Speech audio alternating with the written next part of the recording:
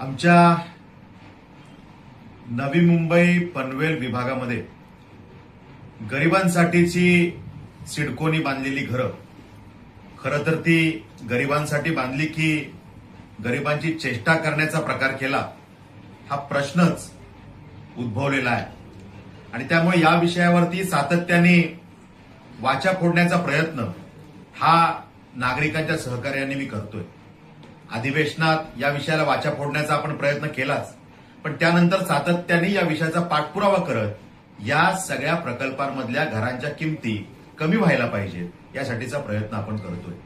आणि मग त्यासाठी कशा पद्धतीने सिडकोनी चुकीची भूमिका घेतलेली आहे, कशा पद्धतीने सिडकोनी जमिनीची किंमत त्या सगळ्या घरांच्या किमतीवरती लोड केलेली आहे, जेव्हा की त्या जमिनीची किंमत ही पूर्वीच सिडकोनी टेंडर प्लॉटच्या माध्यमातून वसूल केलेली आहे, तरी सुद्धा पुन्हा पुन्हा त्या घरांवरती किमती आकारून त्या ठिकाणी घरांच्या किमती वाढवण्याचा प्रयत्न केलेला आहे। अशा अनेक गोष्टी त्या ठिकाणी निदर्शनास आपण आणलेल्या आहेत।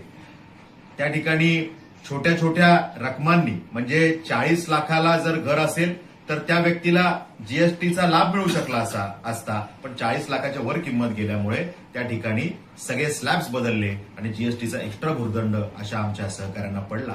असे अनेक मुद्दे मांडण्याचा आपण प्रयत्न केला। सन्माननीय नगरविकास मंत्री आणि उपमुख्यमंत्री यांच्याशी या विषयात 5 वेळा बैठका लागल्या, पण त्या 5 वेळा बैठका पोस्टपोन झाल्या आणि त्यामुळे या विषयाचा सातत्याने पाठपुरावा मुख्यमंत्री महोदय असतील, उपमुख्यमंत्री महोदय असतील यांच्याकडे करण्याचा आपण प्रयत्न केला। नगरविकासच्या आमच्या राज्यमंत्री सन्माननीय माधुरीताई मिसाळ यांच्याशी या विषयात संवाद साधलेला आहे आणि त्यामुळे या विषयात संघर्ष सातत्याने सुरू आहे। आता हिवाळी अधिवेशन सुरू होत आहे आणि त्यामुळे या अधिवेशनाच्या पार्श्वभूमीवरती या विषयाला वाचा फोडण्याचा प्रयत्न आपल्या सगळ्यांच्या परिवारातला सदस्य एक आमदार म्हणून मी त्या ठिकाणी करणार आहे। मग या निमित्तानं नगरविकास मंत्री आणि उपमुख्यमंत्र्यांशी त्या अधिवेशन काळात भेट घेऊन नगर विकास खात्याचे अतिरिक्त मुख्य सचिव असीम गुप्ता यांच्याशी भेट घेऊन या विषयाला वाचा फोडून तात्काळ या घरांच्या किमती कमी करण्यासाठी जे काही करायचंय ते आपण करतोय।